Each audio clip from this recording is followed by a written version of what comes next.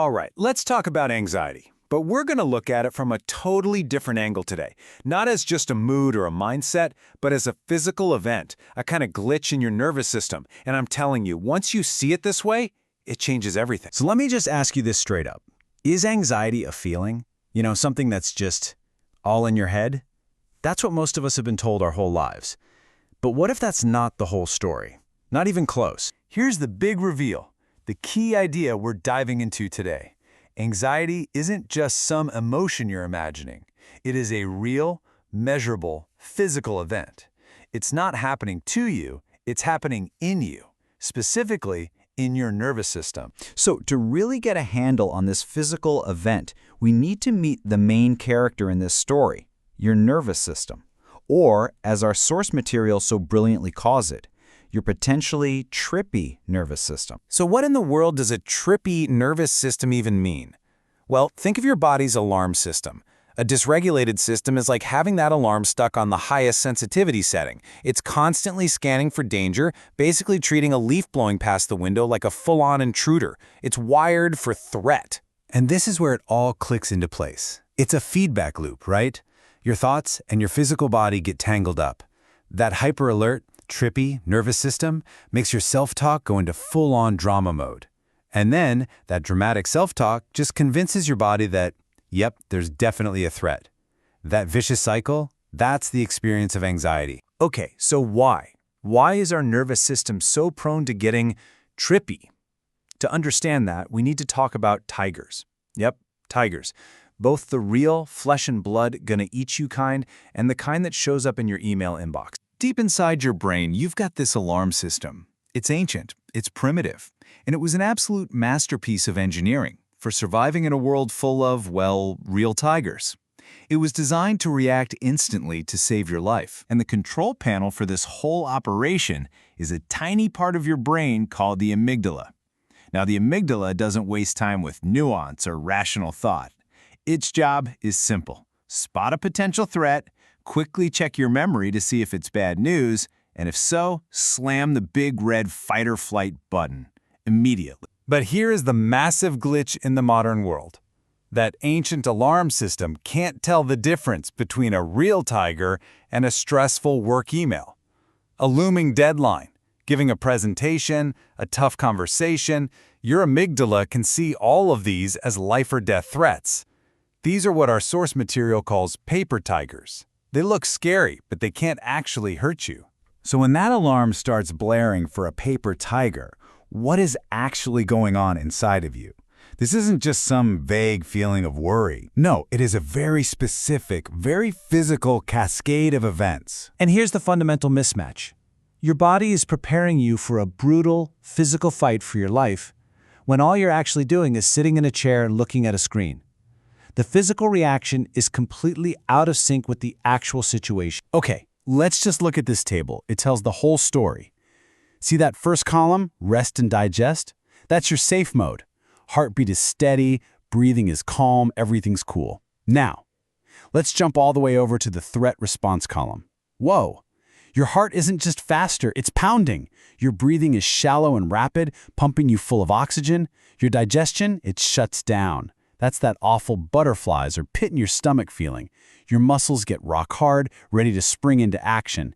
And maybe the most important one, look at thinking.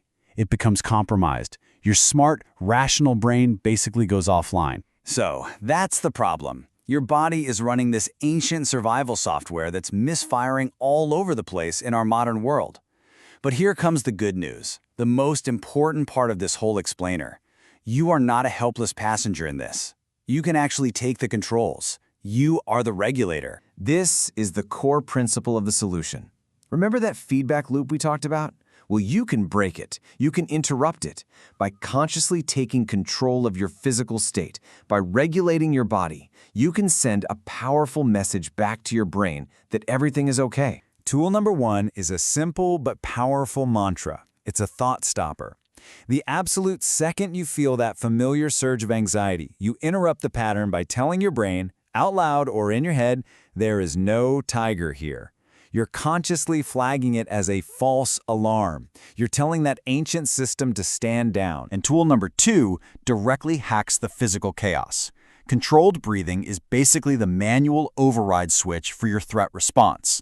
The fight or flight response makes you breathe quickly and shallowly. By deliberately slowing your breath down, especially the exhale, you are sending a direct biological signal to your nervous system that the danger has passed and it's safe to power down. So, while you're physically regulating your body with your breath, you can also start to regulate your mind. This is about being prepared. It's about having a toolkit of new, no-drama thoughts ready to go the moment that trippy nervous system kicks into gear. I love this one because it creates a little bit of space. It's not, I'm freaking out. It's, oh, look at that. My nervous system is doing its trippy thing again. See the difference? It separates you from the reaction, which takes a lot of the shame and self-blame out of the equation. This one is absolutely crucial. It helps you remember to separate the intense physical sensations from a belief that something is catastrophically wrong. Yes, your heart is racing. That is a physical fact caused by adrenaline. It is not a fact that you are in danger. This mantra grounds you in the simple truth, I'm actually okay. And for those of you who'd like to get a little meta, this one is a game changer. This is when you realize that the awful feeling you want to escape is the threat response itself. The problem isn't the paper tiger anymore. The problem is the painful physical state your body is in.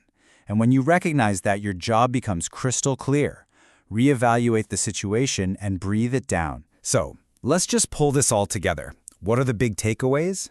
First, anxiety is a physical event happening in your nervous system. Second, your body's making an honest mistake confusing modern paper tigers for real life-threatening predators.